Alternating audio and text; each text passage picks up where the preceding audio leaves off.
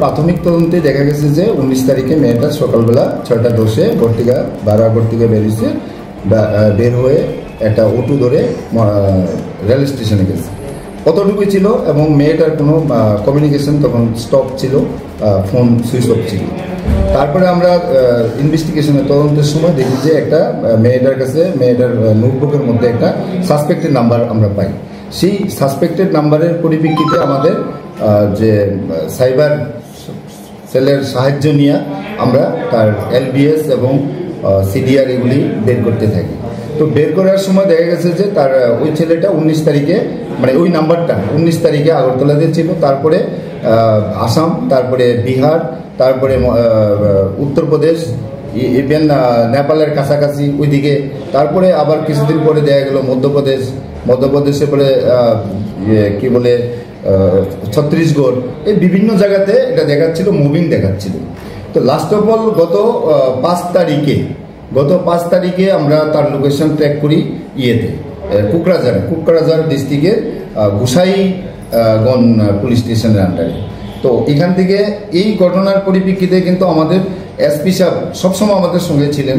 SP সাহেব plus ওইখানে additional SP, তারপরে আমাদের ডিস্ট্রিক্টে একজন ASP ছিলেন বিশাল কুমার, ওনারাও কিন্তু আমাদেরকে সবসময় মনিটর করছেন এবং কমিউনিকেশনে সম্পূর্ণ সাহায্য আমাদের করছেন এবং মনিটরে আমরা ওইখানে তাকে ডিটেন করতে পারি। গোসাইগঞ্জ পুলিশ স্টেশনের মাধ্যমে তাকে ওইখানে ডিটেন করা হয়। তো এখান থেকে আমাদের ইনভেস্টিগেশন টিম পাঠানোর পরে সেখানে তাকে ইন্টারোগেশন করা হয়। ইন্টারোগেশনে ওই ছেলেটা তখন স্বীকার করে যে সেই এই যে মিসিং নাবালিকা মেয়েটাকে সে নিয়ে গিয়েছিল 19 তারিখে এবং সে বলছিল যে তাকে নাকি নেপালে তার স্টেপ মাদার আছে, ওইখানে তার ভাই বোন আছে, ওইখানে রেখেছে। তো আমরা যে কোনোভাবেই তাকে আমরা নেপাল থেকে ওই মেয়েটাকে ওইখান থেকে আমরা উদ্ধার করে তারপরে গত 9/11/2025 তারিখ আমরা আমাদের সাবরুমে মেয়েটাকে নিয়ে আসতে পারি। আর ছেলেটাকে আমরা ওইখানে ট্রানজিট ওয়ারেন্ট করে তারপরে আমাদের এখানে নিয়ে আসছি। এখন আমাদের কাস্টডিতে আছে, ইন্টারোগেশন আজকে তাকে কোর্টে প্রডিউস করা হবে।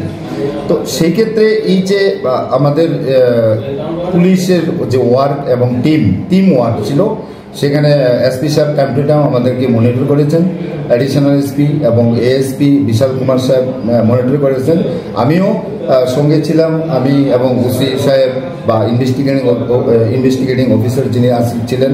তো সবাই আমরা যৌথ প্রচেষ্টায়, ইভেন আমাদের যে PSQ থেকেও আমাদেরকে যে যখনই যা আমরা চাইছি, যেমন আমরা তড়িঘড়ি যাইতে লাগে কোকরাঝাড়ে ডিস্ট্রিক্টে, সেগুলিও আমাদেরকে টাইম টু টাইম ওইখান থেকে মনিটর করেছেন এবং পারমিশন দিয়েছেন, যে কারণে আমরা সাকসেসফুলি মেয়েটাকে অল্প কিছুদিনের মধ্যেই রিকভারি করে আনতে পেরেছি এবং সাথে যে নাকি যার সঙ্গে গিয়েছিল এবং যে নাকি নিয়েছিল প্রলোভিত করে তাকেও আমরা